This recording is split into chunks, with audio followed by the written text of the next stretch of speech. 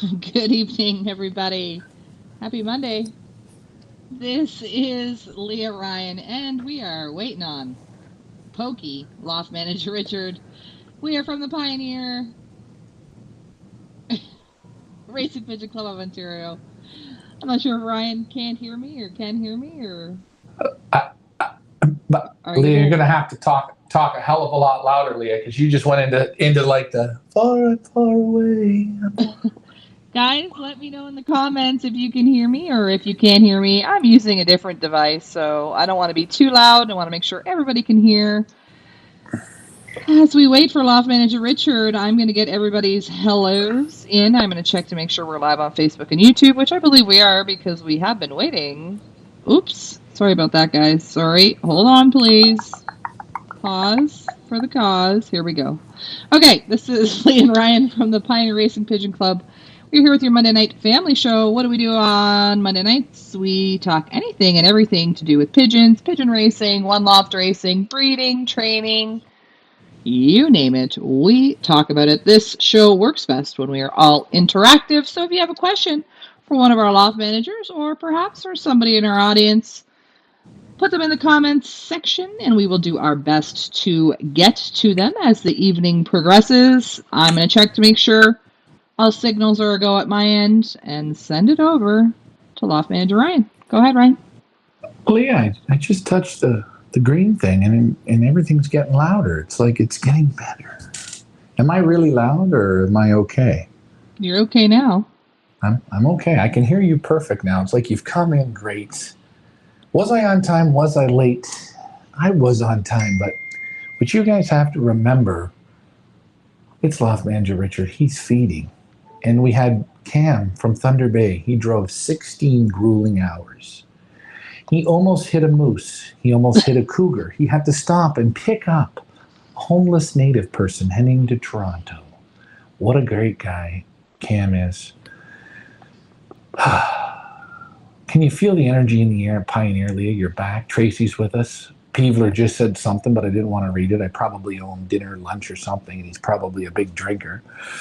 Now that I've retired from drinking and sipping my tea, I am fine. But what a great day today. It's literally been raining all day. Back to you, Leah.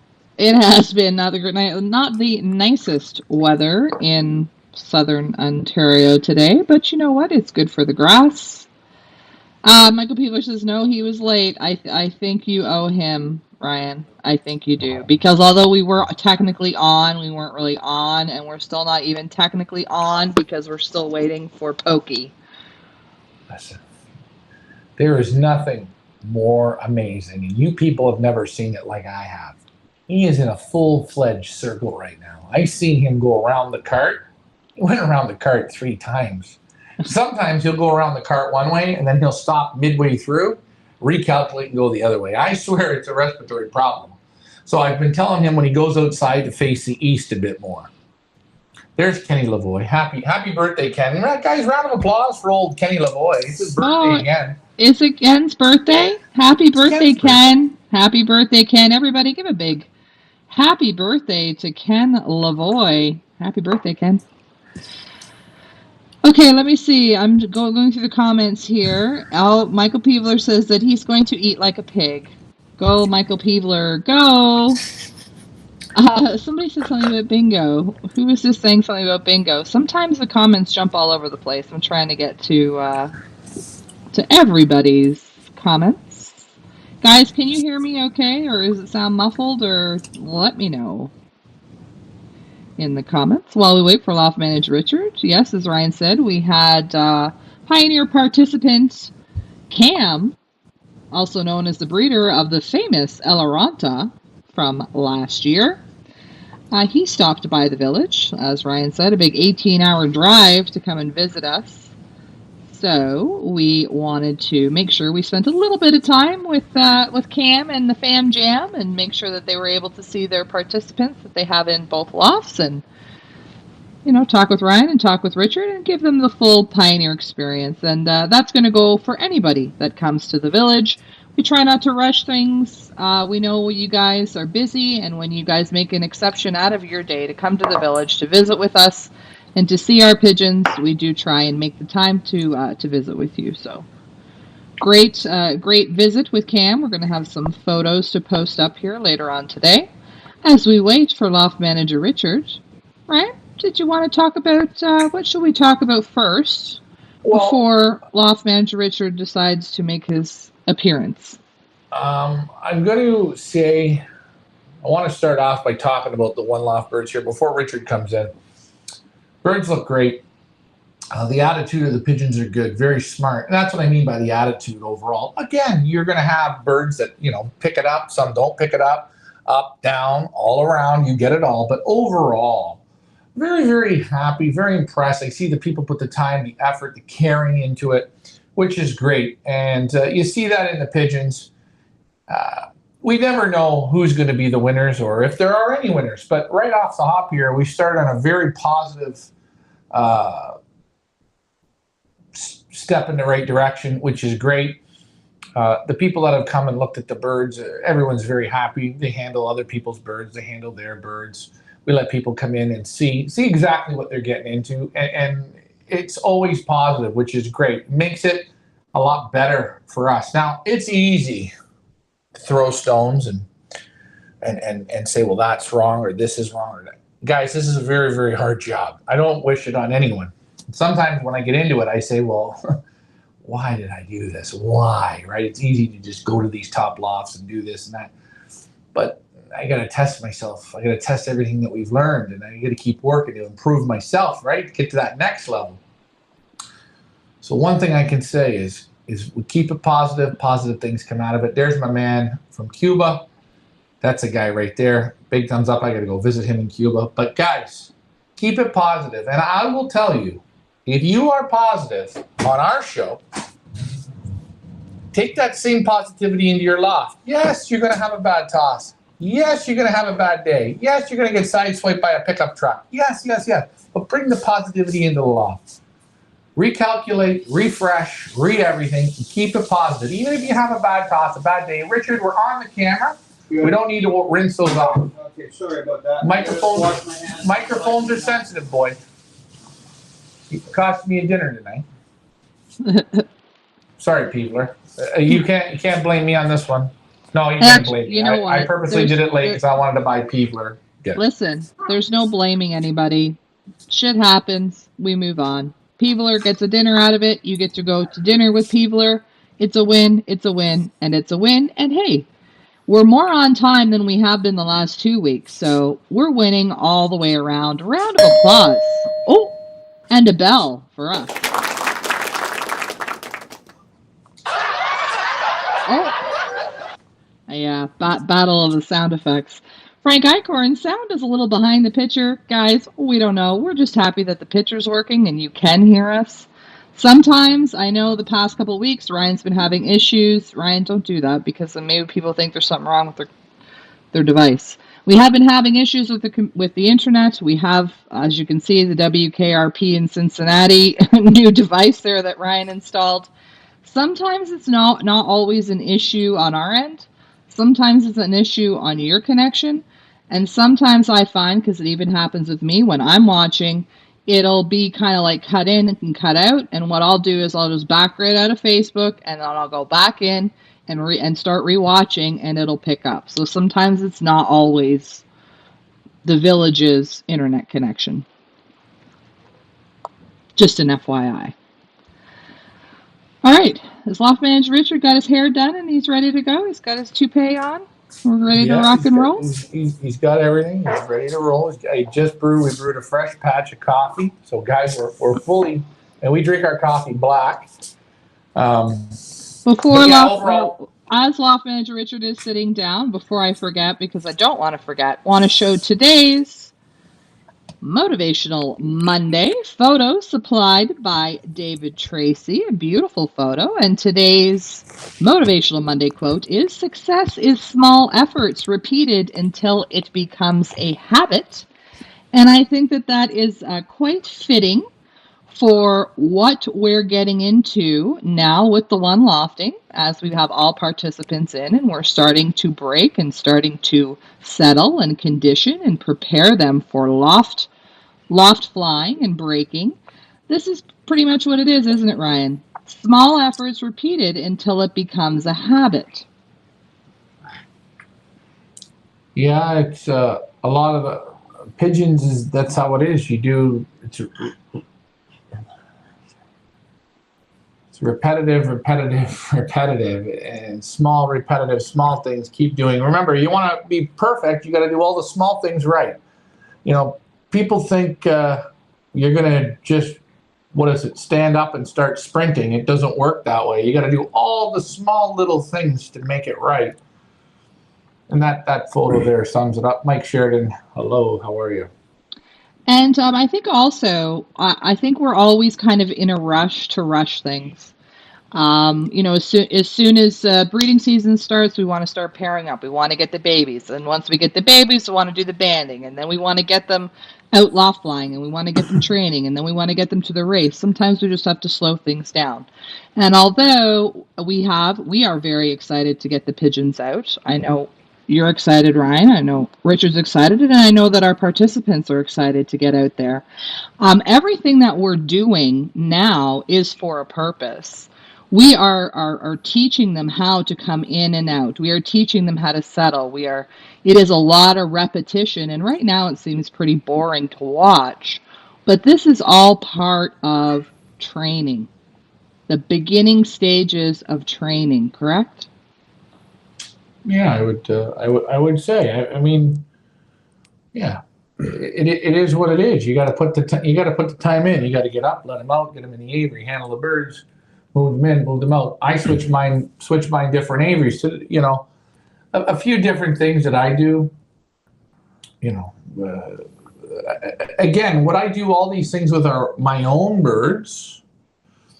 No, it's different. My own birds, it's a different thing. It's I call it the survival of the fittest. Open the chutes, walk out. You see the top of the Twisted Sister. There's no aviary on there. We open the window up, they go out. Birds go out, you figure it out. If you don't figure it out, I don't need you. But this is a different animal. This is a one loft animal. This is a bird that comes from a different place. From a different loft. Right. And it's like sending a child to, the private schooling, where I'm sending you to this country. You're going to go to private schooling. The kids are going to have to learn where the cafeteria is, where to wash them is, where this is. Slowly, you play a different game. It's the same game, but it's a little more cautious. You want to give everybody a fair opportunity to get on the bike, get comfortable, learn coming in through the bobs, learn going out in the aviary, watch a hawk go over, watch the cats run by, hear the chickens scream, me going by with the camera. It's all building them confidence, getting them grounded to hear. I think I watched your birds come in today, and they were responding very well. They were respecting when you called them in. I noticed that, and that's telling me that they're almost there. And if this rain keeps up tomorrow, I would almost say take just one section, take that fly pen off, and let them get out in that pouring rain, and you'll be okay as long as there's stillness in out here, not a lot of wind going on, but get them out. And I would put them out right full of feed, right chucked, so they're heavy as can be with feed. And I think you'll be all right tomorrow in the pouring rain. Oh, well, I'm not going tomorrow, but and again, I watched them come in today. I fed them at 8 o'clock in the morning. They came in to me at about 7 for how I want them to come in. But again, I got birds at all different ages, all different periods here. When you have birds that have been in your loft for 3 days, they can't do it. They can barely they can barely figure out. They don't understand what planet they're on. They don't understand a program. Yeah, right, so program. And right. This is what I have to give a round of applause. And Leah, when I tell you to hit that applause button, hit it for me. The Americans, they listened and they did it. They didn't mess around. They didn't screw around. Send on Monday. If the post took a week, That wasn't on them. Everyone sent me the tracking. They did it. Boom, boom, boom, the birds. I love our Canadians. Round of applause for them. But hey, look at this. La dee dee dee da da da do. Wanted the birds here in 10 days so we can get the game going. You know what? People, they're not focused. You know, you go to Belgium. They don't sell you a first round. They don't sell you a second round. The third and fourth round. Why? The first 2 rounds we use for racing. Well, here in North America, if you're playing races and one lofting, you better be focused on what's going on. You know, this is what I think. You know, I'm going to just say a word. And we have questions, and I have a video that I want to show with Ryan's birds responding to how they're responding. I wanted to show that. So before we get off topic, because I know Ryan was talking about how the birds are coming in for him and how they're responding. And I know we've had quite a bit of time in the evening with Loft Manager Richard because the internet seems to be working well at that time, and haven't seen as much as of Ryan's coming in and coming for feed. I just wanted to show this quick video, and then we're going to get to everybody's questions. So here we go. This is Ryan's loft. I think this was this morning or yesterday. I'm not sure. But let's take a look here.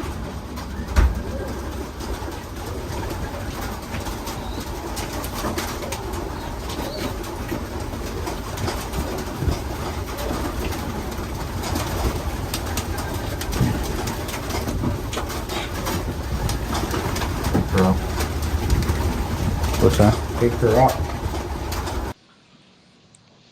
So there we go. That was just a quick little video just to see how they're responding. Now, I would say that gets a round of applause. I mean, what section was that, Ryan? Was that one of the, that was the second section. So that group has been with us the second longest amount of time, correct? Yeah, all those birds were here before. You went to the U.S. Yeah, before I went to the U.S., all those birds were here. And I've added some new ones, some late birds to it, because I'm not, take my time. I add birds where I think they need to go. And what I like to do is, you see, I've got different sections, and I've got 4 different aviaries. And I'll move the birds to the different aviaries. So when they come in, they got to go, okay, wait a minute. Everything looks the same in the hallway. And Leah, if you put that video back up and I can talk over it, sure, you can see everything is identical. The only difference is the colors and the ramps. I'm going to do that right now, and you can talk over it and kind of explain to everybody what we should be watching for and what we should be looking at and what you're liking about what you're seeing. Okay, let's do that. Here we go. Right. So you see them coming down, and look, they go past the ramp, they go, oh shit, wait, this is our color, this is where we gotta go, and they start going. You see some of them come past it a little bit, and how they're acting, but they're figuring it out. But you see that hallway, everything is the same. So you bring them in through different bobs. Normally they're coming through the bobs that you see right at the closest to your screen, so they're used to going left. Today's the first day they come right. And it's just getting them to think a little bit, just a little bit. Maybe it's not a big thought, but just a little bit, eh? Yeah, I'm impressed. I mean, I think they're doing great. So far, so good. Well done. Let me get to some questions here, and then we'll get to your comments. Guys, remember, if you have questions with regards to pigeon racing, anything you want to talk about pigeons, now is your time. Ben is Learning over on YouTube is asking, Ryan, how do you get young birds rooting for a long period of time? Before we answer that question, let's just explain to those of us who don't know, what does Ben is Learning mean by rooting? Oh, rooting is what they call rambling. So that's when you let them out, and when they go up and they go for a fly, and instead of seeing them fly around your place, they sort of disappear and come back, and then disappear for 20 minutes and come back, or disappear for an hour and come back, or disappear and break up into groups and come back. That's called routing. That's like going out when you're 16 years old, first time you get the car and you're going downtown. You know, that's routing. You know, you're doing that on your own. That's routing, right, Ricky? Yeah, I think the question was, someone asked, how do you get them to route or to ramble some people have different ways of expressing that movement. If your birds are healthy, now I got to let the dog in. Well, we know that. Sorry I would have never let the dog out. Excuse me, please. It's okay. No tardies. No tardies. When Loft Manager Richard comes back, he's going to continue that answer. But I did want to say to Kishin Chin, who says, what I have learned from your live videos each day is I need to slow down, take my time with the birds. And Kishan, hopefully I said your name right, is writing in from Jamaica and watching from Jamaica. That is awesome. Yes, but one thing pigeon racing entails is a lot of patience. A lot of patience. Getting back to what Richard was going to say, how do you get your birds to route? Routing is time. Time. Okay? The first day you let them out, they can be 6 months old. They're going to act like babies. They're going to fly to the rooftop, land in the tree. They're not going to fly. It's going to take them 10 days, 15 days before they start even moving around. Fly for a couple minutes. You can't rush routing. I'll let you take over. I'll let you take over because you were talking about that, and I didn't want to take your thunder on that, Ricky. Yeah, so for myself, I let the birds out every day. I don't kick them out. Open the chute up. Let them go out. And they go sit around. They sit around on the board. They go up on the roof. And, they do land in the trees. Eat the maple seeds. Oh, that's very bad to say keep that. going. But anyways, and that's it. And once they get, and I feed them a certain way. Once they get that age in, a little bit of age, they'll start. They'll just take off. So I've got about 80 birds out there now, or maybe more. And I've got probably about 40 of them. All of a sudden, gone. Yeah, they start to just go. Off the roof. So they start. But it's time. Takes time. And can I ask you, you had birds you started putting in March or April, right? And how many days consistently have these birds been going out? Well, first of all, I put my birds together the 1st of March. Okay, so you didn't have birds in the loft till the last week of April? About the middle of April, I guess. And when did you start letting them out? I just started letting them out right there. Okay. Like I just opened the chute up. Walked away. And away they go. And I watched them coming out, right? I'm just going to interject here because I don't want people to get confused. Loft Manager Richard is talking about his own personal race team, not the One Loft birds. He's saying his own personal race team. He's had about 40 youngsters out so far from his race team. Now, I just wanted to go back and just repeat what you said there, Richard. You started pairing your pigeons up March 1st, correct? Yeah, that's right, 100%. Okay. And how many youngsters have you banded so far this year with starting to breed in March? I've banded about 140 young ones. Yeah. And I got probably, I'd say 80 going out on the roof right now. They're off the board on the roof.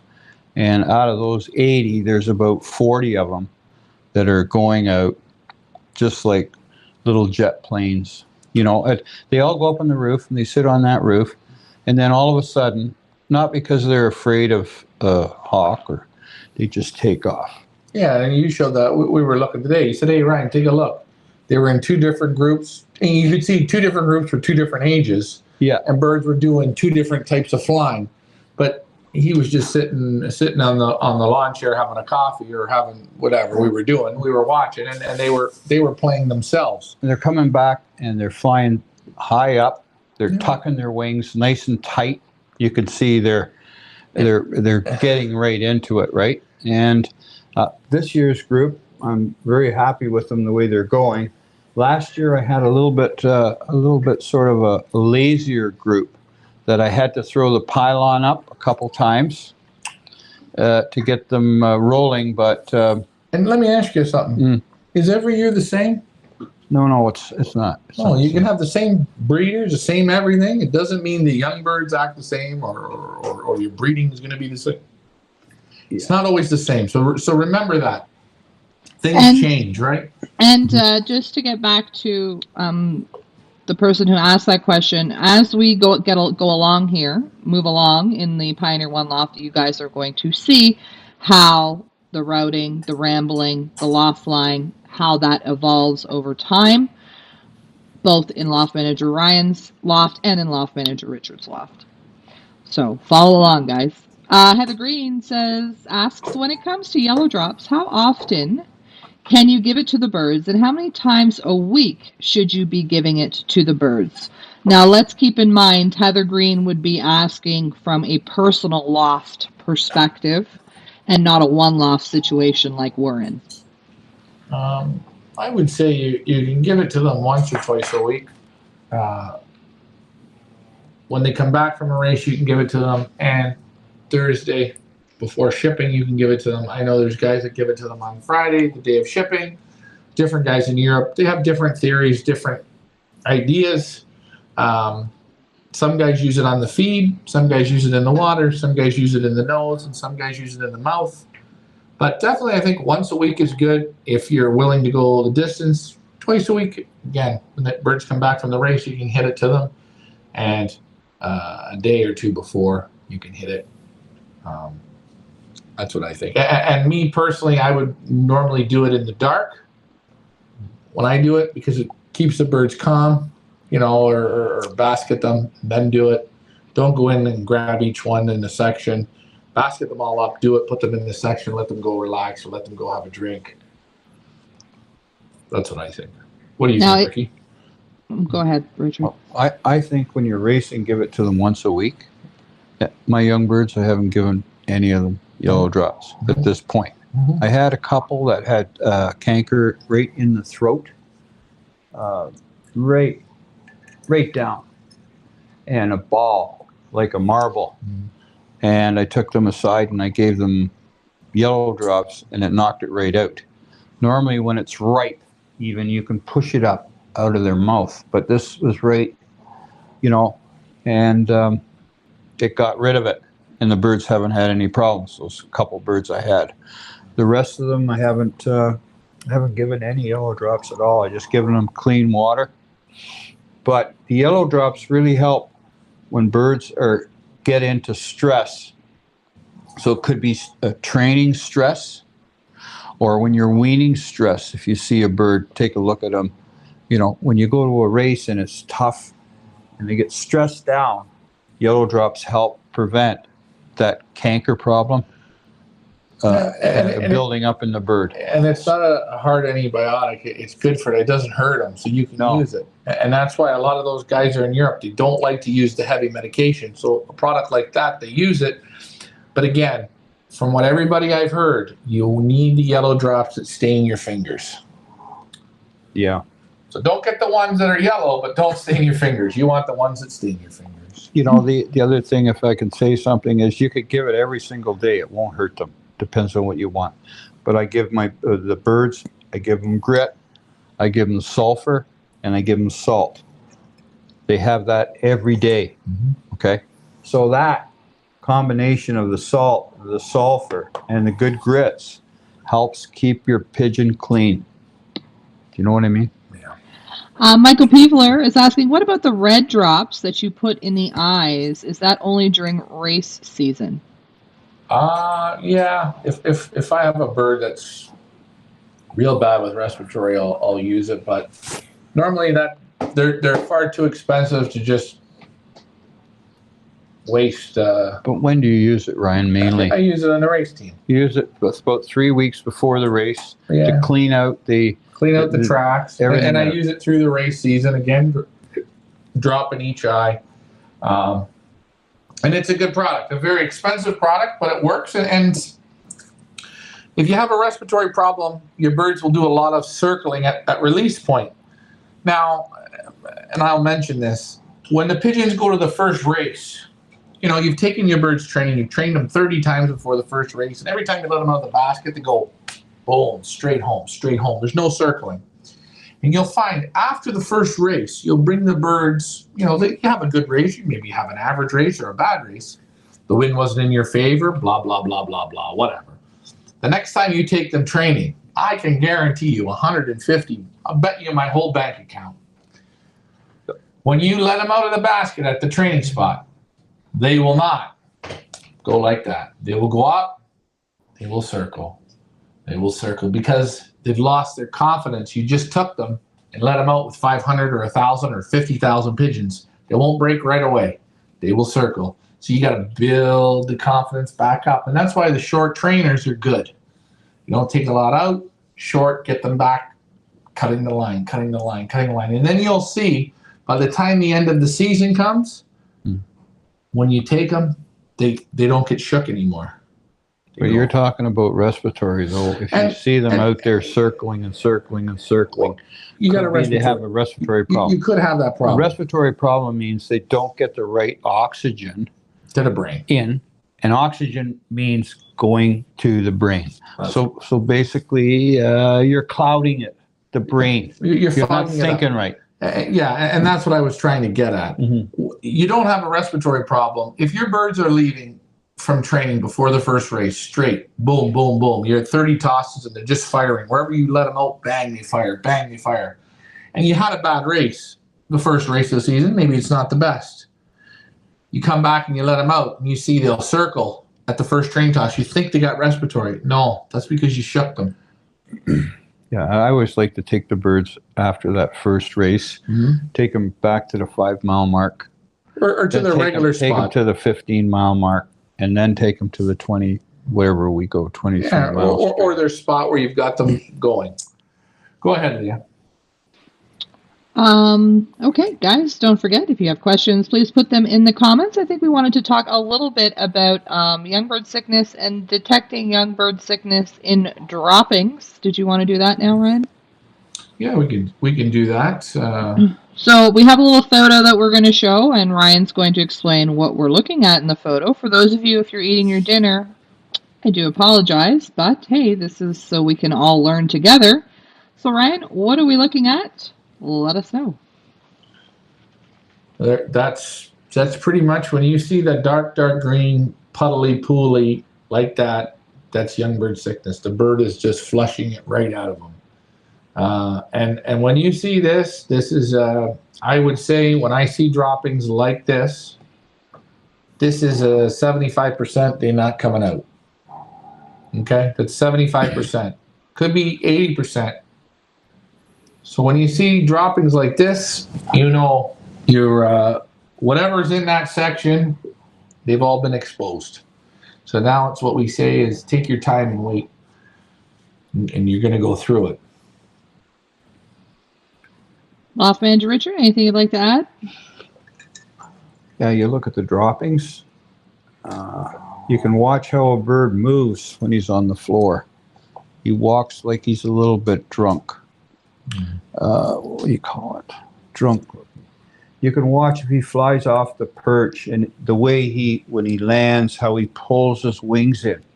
If he holds them out a bit when he hits that floor, you can say, oh, there's something wrong with him. You watch when you feed them and you call them. They don't come right off the perch to eat. They sit back on the perch. And you watch those things. When the whole group's eating and you see one that's picking, I call it like a chicken. You know how a chicken does? They do that little pick like that? Yeah. When you see that, she's there. The devil is in the building. Yeah. And it people keep asking, well, what do you do to cure it? What do you do here? What do you do there? Like Verstrada says, we went out, we looked, today, you're gone. Now, that's in your own loft. Mm-hmm. If you want to take the time and try and cure them, you can. But what do these people know?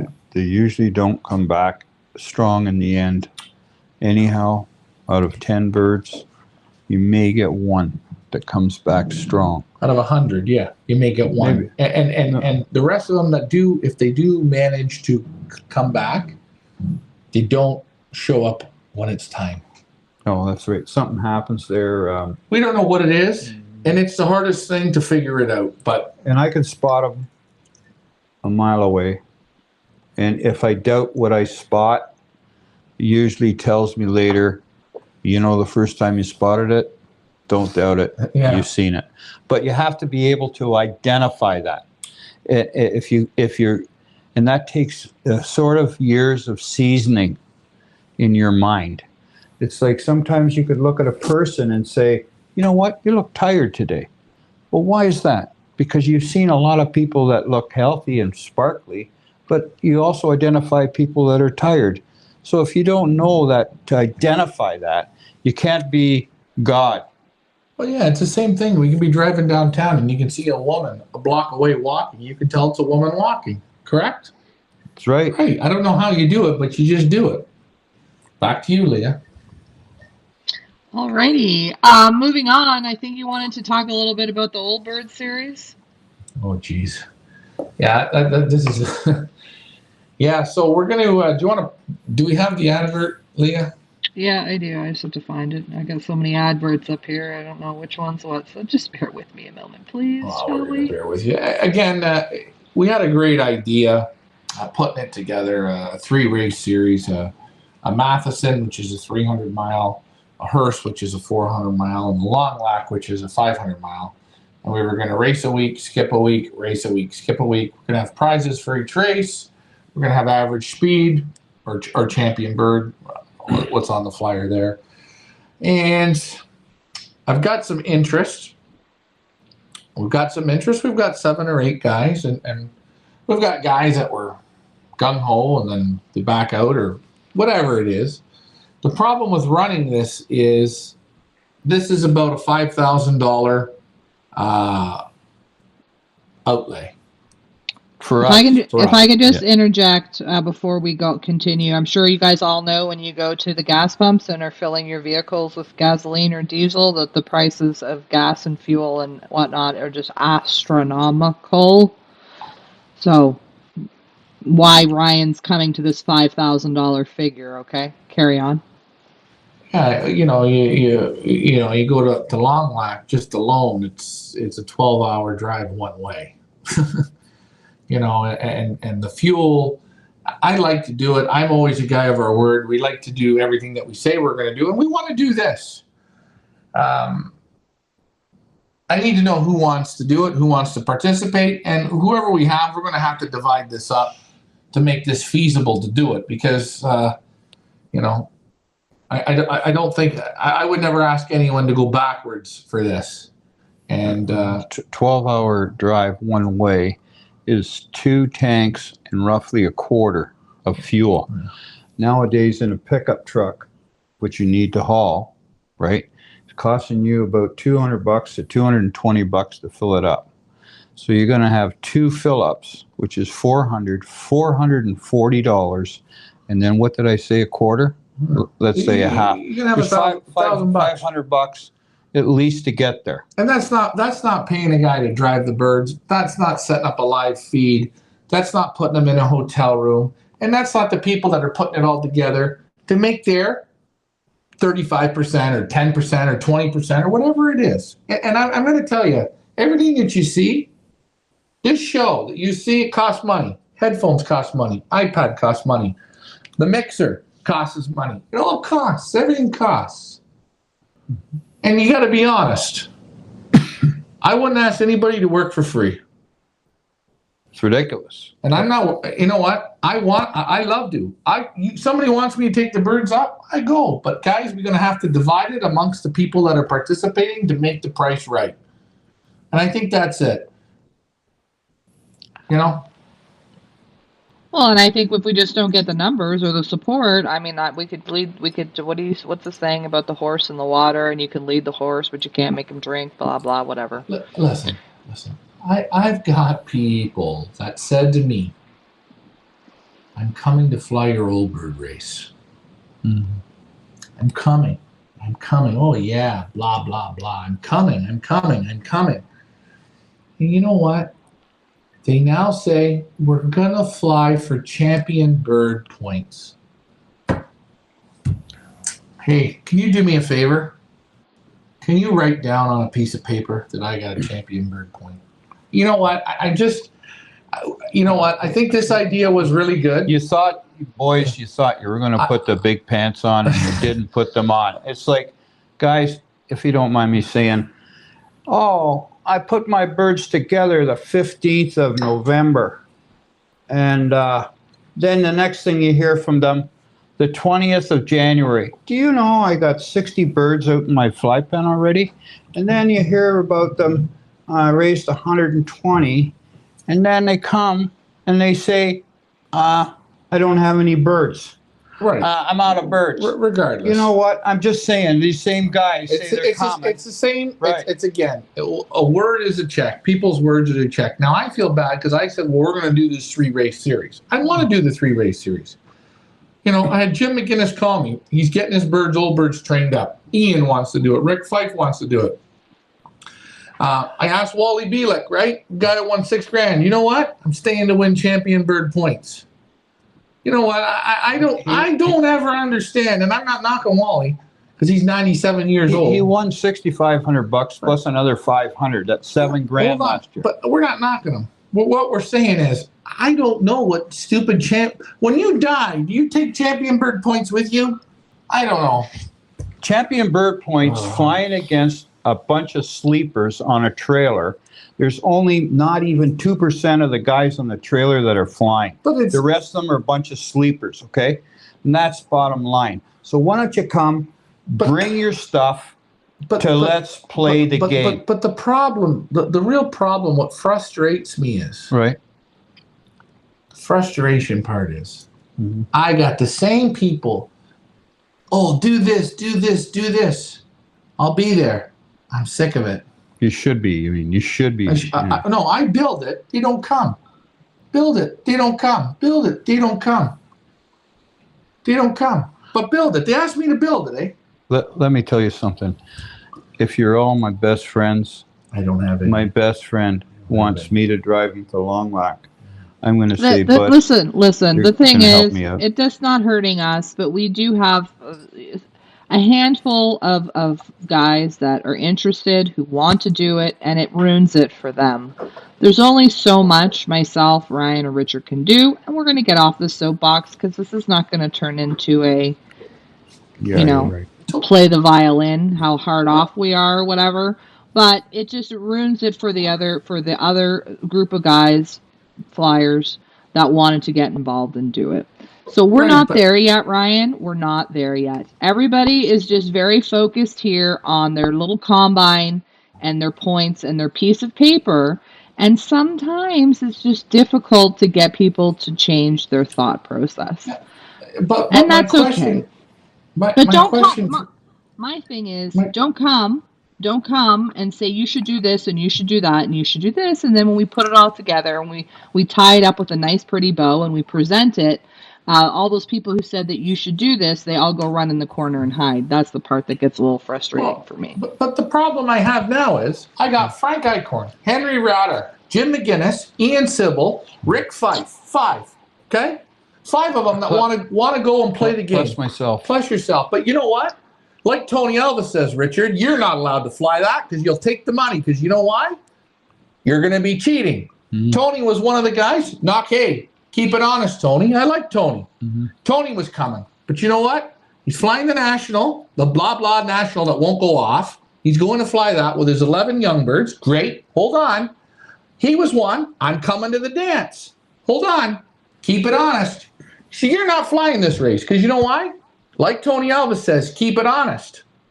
I'm not getting on a soapbox, but I got 5 guys that want to play. Mm-hmm. You know what I like? At least 5 guys. Mm-hmm. 5 guys keep their word. Sorry. How do I get... What? Can I just remind on that one? I'm not going to allow somebody who isn't even taking part in the racing series to dictate to me who is allowed to participate and who isn't. If the 5 flyers who have signed up for it, Henry and Mo and Frank and the people who have actually invested the time and their pigeons and their support to say they're flying, I will ask them, are you okay with Loft Manager Richard flying his birds? And if majority rules and they're all okay with it, then guess what? Loft Manager Richard will be flying because I will not allow outsiders to dictate the way I run my race. hold on. But I say, sure, we're not going to. Richard can fly for fun. Great. Hold on. Great. Okay. Great. You do all these moves, and then the people, they tuck tail and run. But they talk. Hey, look at this. See that? Word sound. Okay. So anyway, what are we going to do with the five guys? What are we going to do with the five guys? Because that's the truth. Because you know what? I like to keep my word. Right. So we do. Now. And Neil, Mike Vandiak, ABC Loft, Hector, we're going to get to your question in a moment. We just want to address this for just one more quick second, and then we're going to get to your question. Remind me, Ryan, ABC Loft has a question about his young birds pairing up. Okay. Tracy says, no tardies. We're definitely not tardying. Mike Vandiak says, Neil is planning to fly it. So there we go. There's a sixth person. Frank Eichhorn, I want to join. I go short just because of this. Ricky is in. Ian Sybil says he doesn't care if Richard flies. So we do have a group of guys who are willing to do this, guys and girls. So let's try and make this happen as best as we can. Maybe we got to do a fundraiser. Maybe we got to do bingo to raise money. I don't know. Hey, and you know what? What I hate is I say, Dad, we're going to watch the hockey game tomorrow, and I take you, or you take me, or you give somebody your word. And this is the problem, but there's a lot of money tied up. It's $5,000. And that's the truth. And that's nobody getting rich. Actually, the only people getting rich is the gas station. That's fine. So we got to figure out what we're going to do. And guys, if you know people, let's get involved. Yeah, because we'd really like to do it. Yeah, we'd really like to do it. There's two options. There's your $200 option if you don't want to be involved in the prize portion money. $200 option gets you 20 birds, or $600 option gets you in with the prize money. I mean, you guys have asked to have real old bird racing. You guys have asked to have a real old bird open series. You guys have asked for it. We've put it together. I'm not sure. I mean, we didn't do this because we just felt like it. We did it because people asked for it. Let me just say something. We planned this before the fuel went up. We planned it at those prices. We did. Hold on. $200 does not cut it. You're going to have to revise your system. Right. If you got 25 guys at $200 a guy, it covers it. It just covers you at $5,000. If you got 10 guys at $200 a guy, you're out. $2,000 doesn't pay for your fuel. It doesn't, right? It doesn't pay for me to have the guy driving. It doesn't pay for the videoing of the food and the water. It doesn't pay for the food. It doesn't pay for the time. All the effort. It doesn't pay for a hotel room. And I know, I had a guy say to me, do you know why your band race sucked? What race? Because Club 1000 only takes 5%. Right? Right. Do you want me to tell you something? We're running something week in, week out. Bands, this, that, everything. I'm not here to work for 5%. Hold on. I want to see 5% run for 4 years at that. Wait, all I'm going to say is... You want me to tell you something? Do you want me to tell you something? I'm not finished yet here. Go ahead. Guess what? It's bullshit pricing. And I ain't working like that. All I'm going to say is you mentioned Club 1000, doing it for whatever, for fun. Boys, if you're hearing me, grow the hell up. Fun. Period. Grow the hell up. I seen kids playing house league hockey, and the parents are buying them $400 hockey sticks. And guess what house league is? It's goddamn fun. But you want to know what? Only fun is in make-believe pigeon racing. And that's what we have here now. I got the same people say to me the same thing. This race is expensive, our one Loft race. It's the most expensive race, period. It's the most. And I will tell you that. But you get what you pay for. You get the truth. You get the truth. You get it all. It's the same with our races. It's just everything we do. We try and give you the max. We want to show you everything: eating, drinking, sleeping, shitting, losing, winning. We show you when the bird looks bad. We show you the bird may not survive. We show you when the bird feels good. I Not listen. like another one loft race I Okay, heard the bird. Okay, Ryan enough. or guys. Uh-huh. Unfortunately, and look it, not everybody is going to see the value in what we do and what we bring to the table. Not everyone's going to see the value. And we just hope that we find enough of you who do see the value, who want to participate and do something great. ABC Loft, my young birds paired up. They laid eggs. Should I throw them away? Oh, No, let them sit them out. let them It's good sit for them them. out. Let them hatch them out. Let them be pigeons. I would take maybe one egg away. I would put a pod egg beside that one. Let them hatch one young one. So that's good because there's a bonding there. Yeah, You get some bond. you're technically, when you fly, you're not going to fly young birds. You're going to fly yearlings because you've let them have a nest. Again, you can let them go down. You can let them hatch. Hey, you can take the babies away. In season 1 here at Pioneer, we had that hen. Remember from what was his name? I don't know his name now. Can't remember. We flew his bird. He flew on a baby the whole year. Oh yeah, Not one hen. and really did well. She just dominated. That blue bar hen. The blue bar hen. She What was was in his the first name? section. Ellen Sutton's friend. Brad Logan. Brad Logan. Brad Logan. What did you win with that bird? About 7-8 grand. 7-8 grand. Yeah.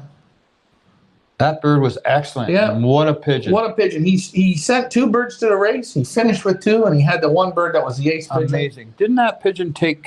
She took care of the egg and everything by herself almost. Yeah. We separated the cocks away. Yeah. She hatched it on her own. Yeah. And do you know the most amazing thing? When the race season ended, guess what she did?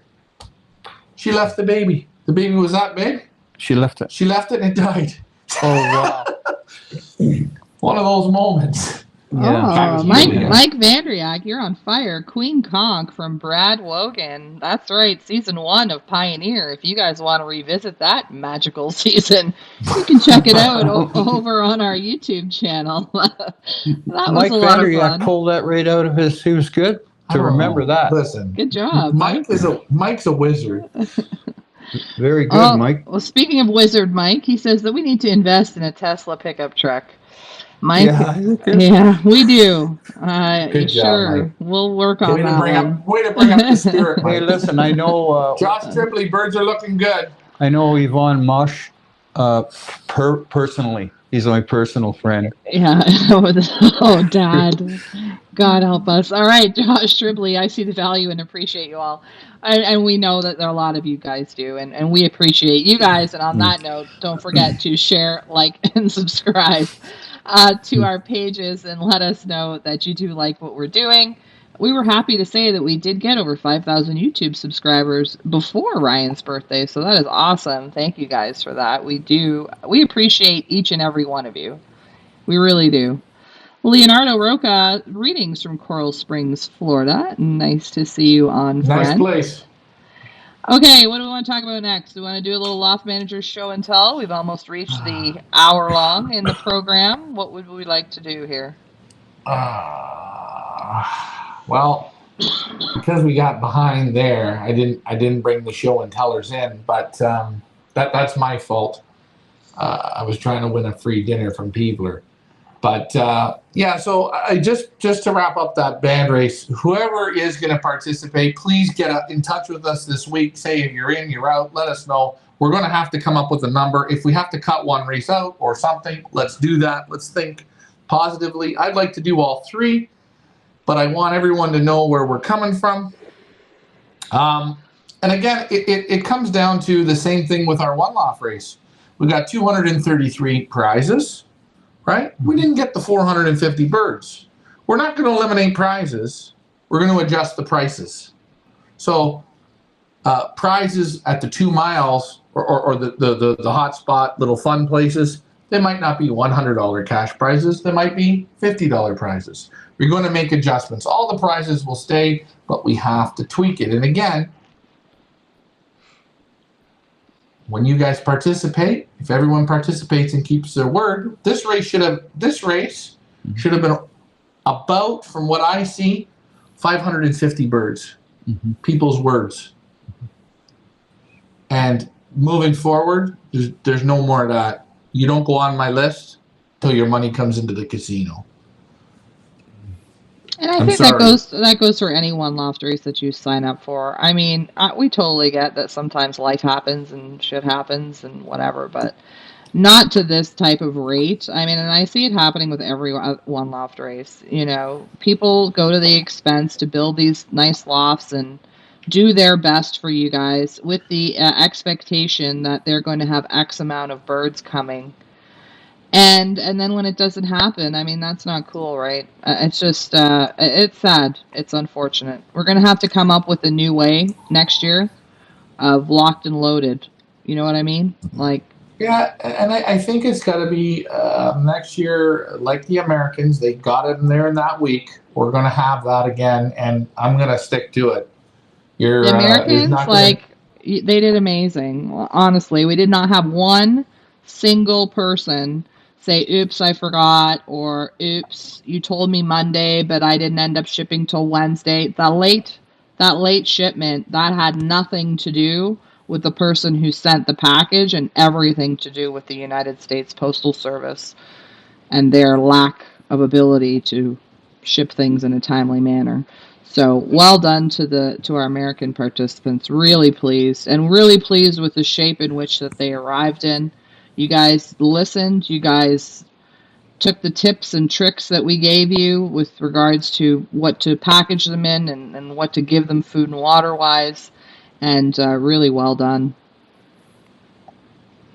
Mike Vandriak would really like us to get the Tesla Cybertruck. Promises up to 500 miles of electric range, a max tow rating of 1,400,000 pounds, and a base price of under $40,000.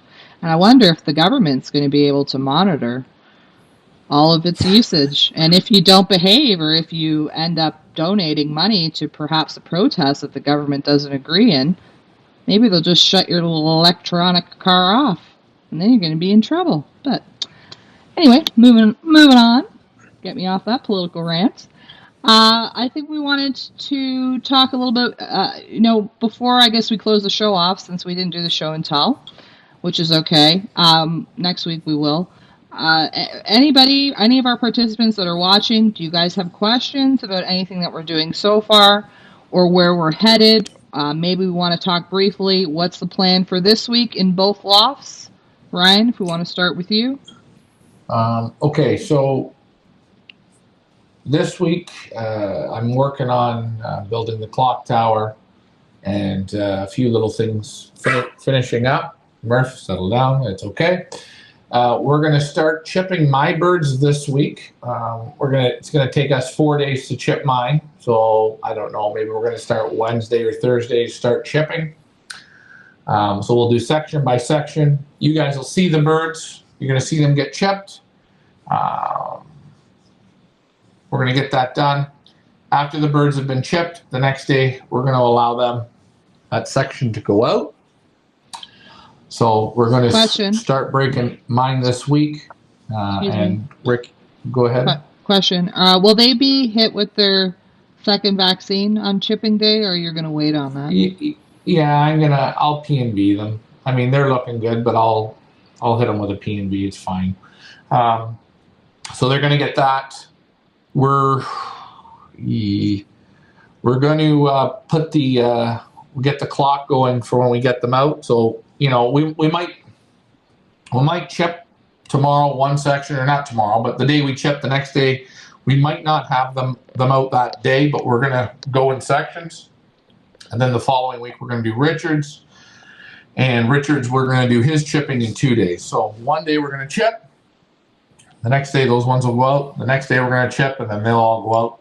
And then everybody will be on a system where, again, I will be in the morning, my birds will go out, my birds will come in at noon, the clock will be on, then Richard's birds will go out, his birds will clock into the evening, just like we're doing now, until everything's on a system and the birds are responding, they know the game. Then once training starts, Richard's going to move his to the morning as well, and the birds by this point should know what hole to go into. What's the score?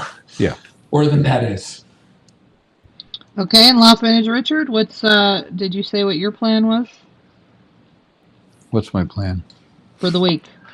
For the For loft? this week. This week, I just want to keep them happy. I mean, I've got birds, new birds just went in today, yesterday, on the weekend. So we just got to see how they respond. You know, they're looking very good. I put them on every day. I put them on that benzene blue. Yeah. And they're looking pretty good on that stuff. I got a couple in there that are looking down.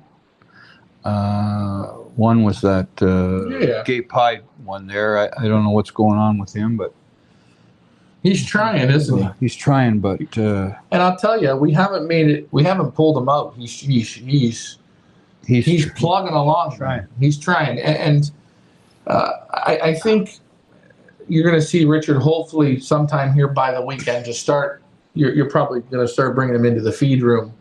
Yeah, if that's your plan. Yeah.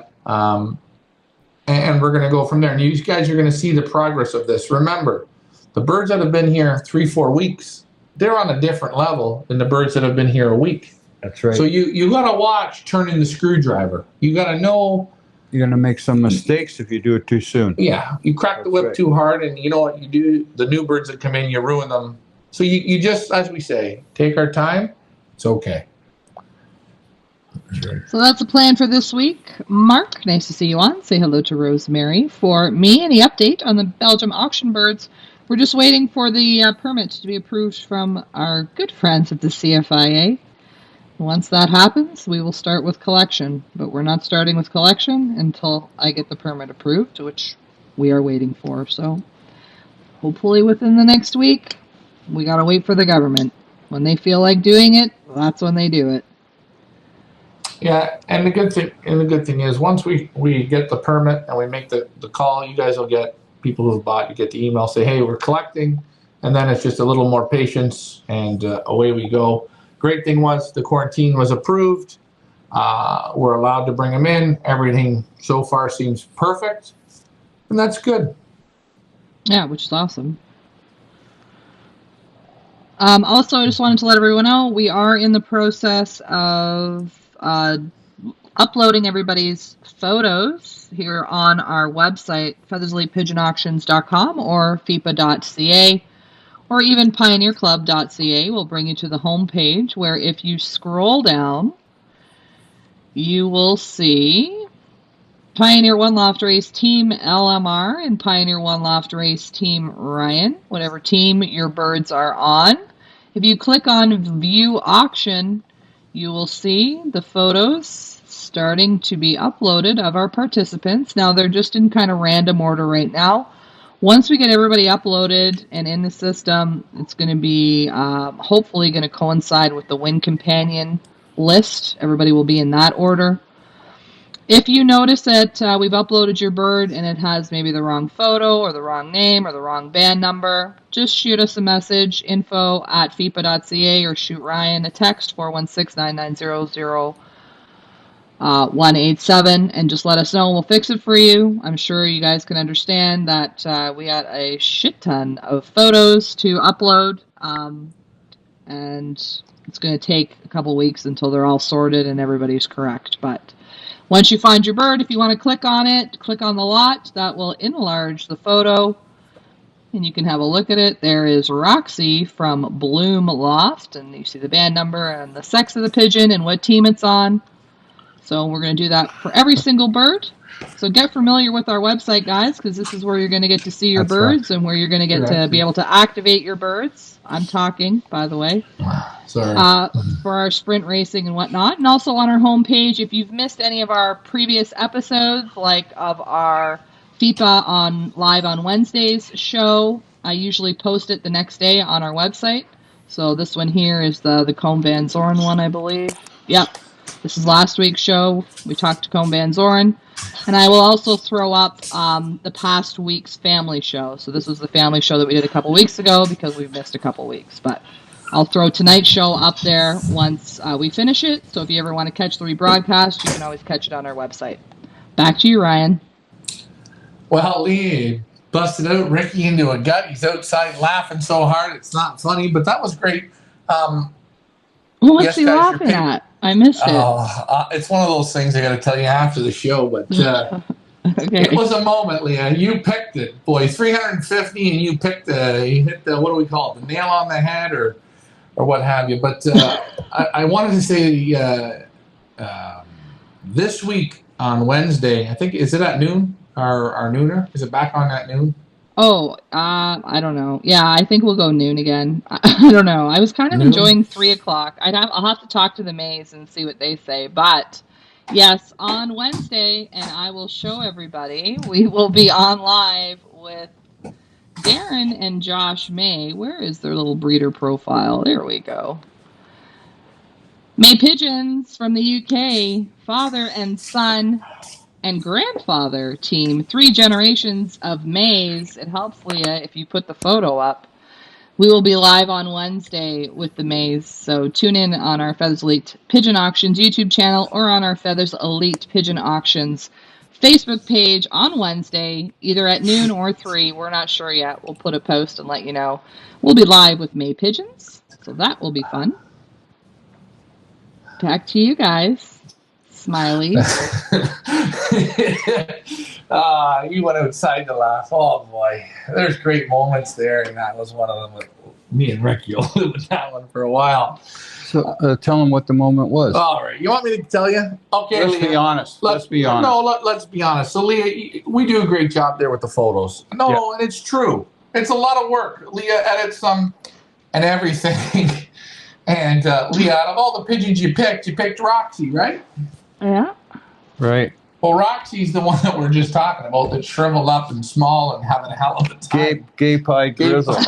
Well, everybody, let's give Roxy a round of applause and wish her well. Sorry, I didn't know. Go, Roxy. No, it was just a. Yeah, It was just a fluke. Sorry. It was a funny thing though that you picked it. We looked and we go, boy, it looks great in that photo. That bird's working so hard to go ahead. And you know, it's not getting special treatment. It's I call it's in the jungle. If a bird comes out of that like that, that's one thing. But if you're taking them and you're trying to fix them and, you know, really rehabilitate them with bait and all this, it never turns out to be anything. They lose all that body weight. It goes down to almost just a pair of wings sitting there. Yeah. Right. And this bird is you see, it's just fighting. And it'll be a remarkable thing to see if Roxy can climb out of this. Well, a few days ago, it wouldn't come off the floor.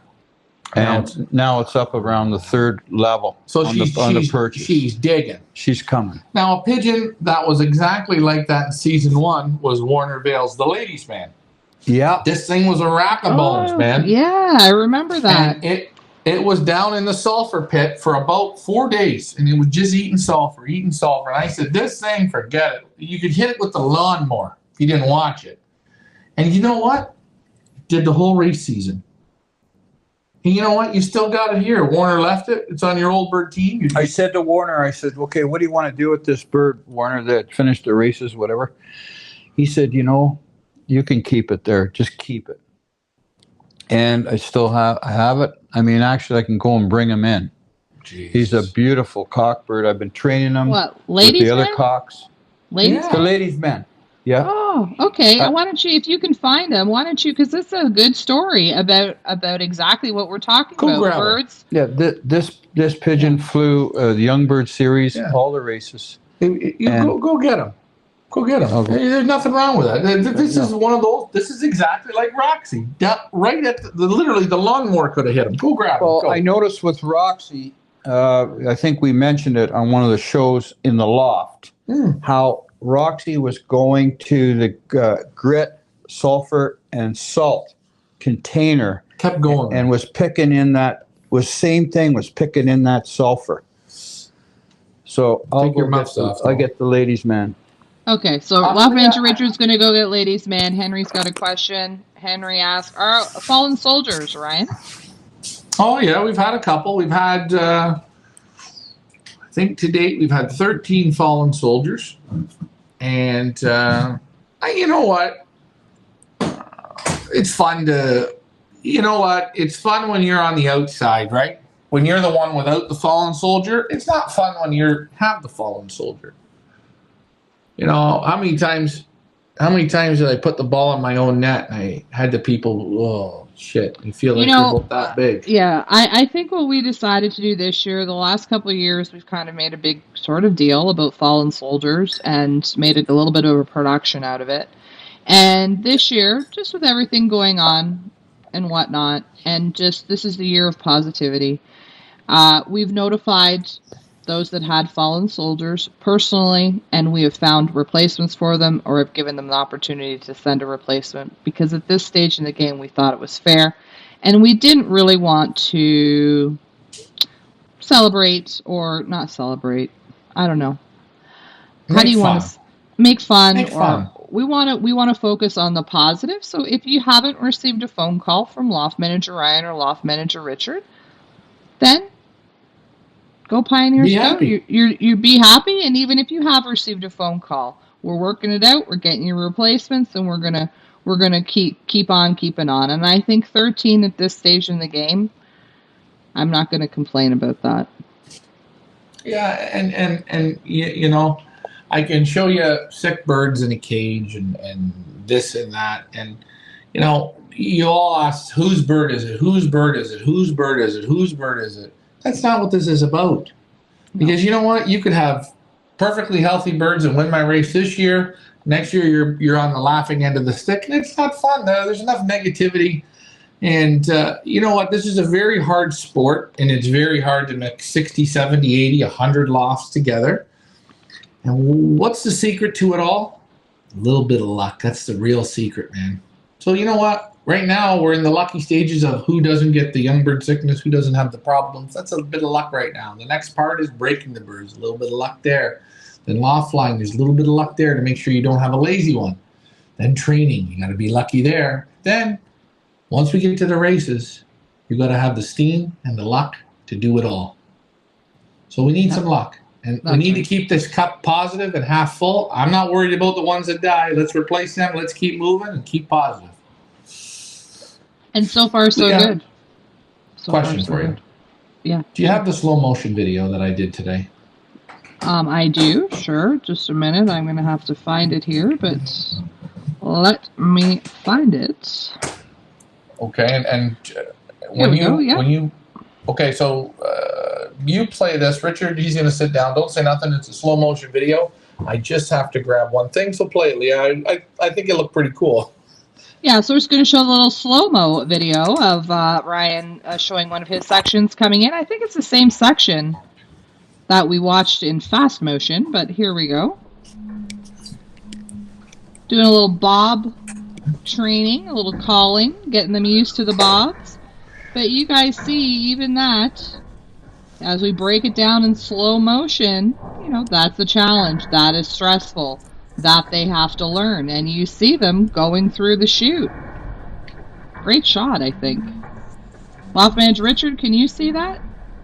Yeah, very, very nice. Pretty neat, eh? Look at the energy in those birds. Yeah. Yeah. Lots of energy there. Sure is. Look at them go. Yeah. Very nice. David Tracy, with so many birds from lofts all over, it just happens you're going to have casualties. You're absolutely right, and sometimes there's just nothing you can do. You just have to kind of let it run its course. But speaking of a pigeon who we flew at the Pioneer for Warner Vale, this was one of them who at the beginning of the season, at the very early stages, we thought was not going to make it at the beginning of the season. And let's talk a little bit about Ladies Man. Yeah, and again, it was the season of 2020, and his number was 8766. He's known as the Ladies Man. Yeah. Okay, and this pigeon was exactly like Roxy. It was almost debating. You were debating, like, do I just pull him out and put him down? And he'd get by you, and he went outside, and he'd sit on the roof humped up. Then the next thing, he's on the lawn. He's in the sulfur pit there. He could barely fly up to the landing board. Yeah, and there he is. Yeah. Look at the nice condition he's in. The green on there. And if you remember the Ladies Man only. Only He had went 2 on. white flights. He went on to fly all eight weeks of racing in the Pioneer Series 1. I think he even won. I feel like he won Werner something. I can't remember what, but he won something, and has gone on to stay with Loft Manager Richard. And look at him. Yeah, last year I flew him as a yearling right out to Matheson, and he came very steady, always steady, nice and steady. Right, and this is what it was about, but they all don't do it. And this is an interesting thing. You see some can get down and come back, but he didn't get any special treatment. He had to, he went to the sulfur and it cured him. There must have been something that told him, you got to do this to get cured, and he did. Let's see him again But there there up close, Ryan. Look at how nice and shiny and beautiful. Let's see his wing again. Look at his waddle. I mean, wow. If you remember, he's only got a couple white flights and 1 wing.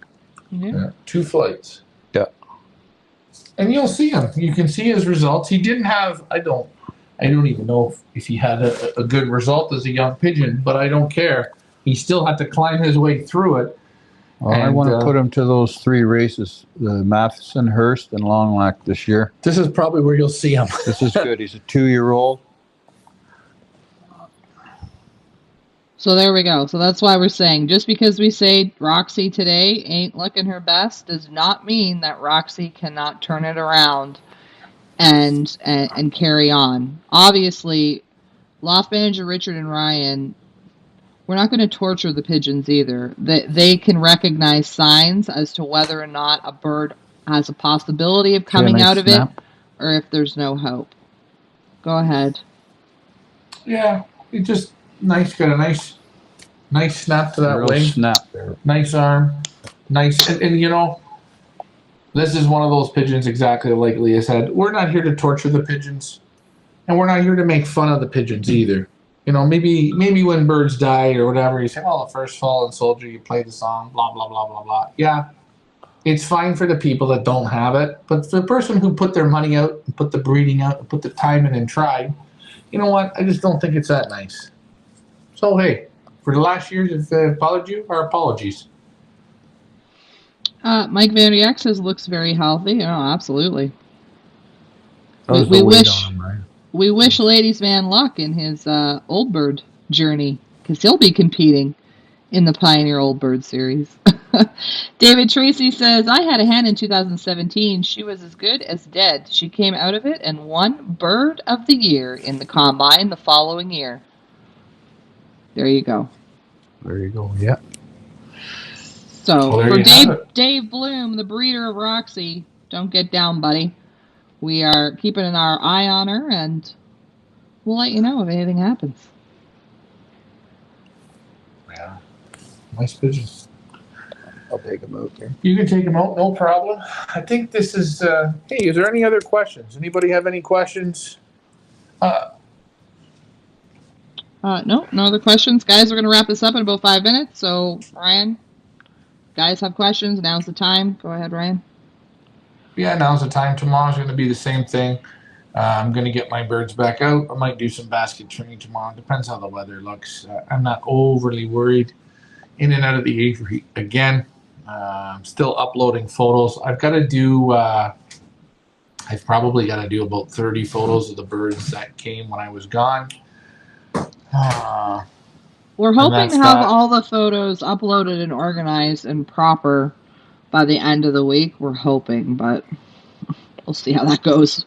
We've also had internet issues. We've also had power outages. I'm also working on another project that I still have to finish. So don't worry. If we haven't got your photos up yet, don't worry. They will be up. And also we want to talk the Pioneer Master Breeder auction. That's going to start once all the birds are out. We're going to let them all get out. And then we're going to get that up and going. So just be patient on that one. Yeah, we want all the birds out. And we'll talk about that as it gets closer. But any birds you see listed that say Pioneer Master Breeder Auction, they will be available for purchase. So if you don't have birds in our race, you can either purchase them. They're going to be online. The bidding is going to start at $350. So you can either bid on them to get a team, or if you want to maybe add a bird to your team, that might be something fun to do. Or maybe if you guys have made friends already with other participants, and maybe you guys want to go in on a bird together, you could certainly do that. This is all about making friends. What do you say, Ryan? Building bridges and breaking down walls or something? It's all about tearing down bridges and building That's walls, and then you go from there. Why do we want a bridge when it's easier to climb over a wall? Ryan Mansker, I did get the pedigrees for the Auction Bird 99. We were going to show it this evening, Brian. However, we got late, so we will be sure to show it next week. I do have the pedigrees, and all the information and pedigrees will be on our website when that auction opens, so not to worry about that. Yeah, we're going to get all that up and running. Ricky's back.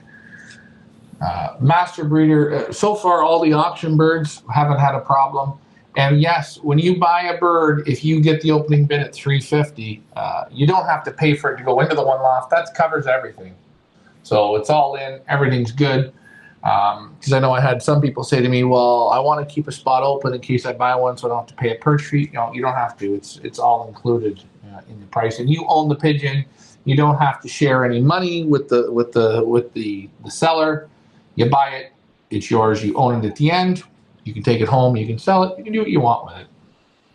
And we thank everybody who's donated to our Pioneer Master Breeder auction. It should be fun. We got a great selection of birds. So we just got to get them to break, and then they will be available for auction. So great show tonight, guys. Great conversation, great questions, great comments, great interaction. Don't forget to like, share, and subscribe to our page. We thank each and every one of you who have subscribed and liked our content. It really lets us know that you like what we're doing, and that's why we're going to keep continuing to do it. Don't forget to join us on Wednesday on our Feathers Elite Pigeon Auctions YouTube channel, as well as our Feathers Elite Pigeon Auctions Facebook page, when Ryan and I will be live with Josh and Darren May from the UK. That should be a great show. And don't forget to keep on tuning in every day with Loft Manager Ryan and Loft Manager Richard as they bring you live from the Pioneer Race Loft, where you can see your participants in action. I think that's it for me. Great show. Ryan, if you want to wrap it up. Great show, guys. Let me know if you're going to participate in our Old Bird series. And let me know if you guys want to activate any of Ricky's 20 Widowhood cocks for that Old Bird series. Maybe we could put something together there to raise the pot up a bit. You never know, eh? What do you got, 20 cocks? 18. 18 cocks, maybe $300 a cock. You guys can have a race within a race within a race. Tearing down walls, building bridges, lighting houses on fire, or, hey, building brand new apartment buildings. On behalf of David and Victoria Beckham, happy 39th birthday. Leah, you've done a great show. Ricky, you're on fire. The questions were great. Mike Vanderyak with the new Tesla truck. We're going to do a fundraiser for that one as well. And guys, go Roxy, go. The ladies' man could do it, so can Roxy. Thank you for this fun show tonight. Thanks for flying with us, guys. And Peevler, dinner on me. Bye for now. Have a good one. Have a good night, guys.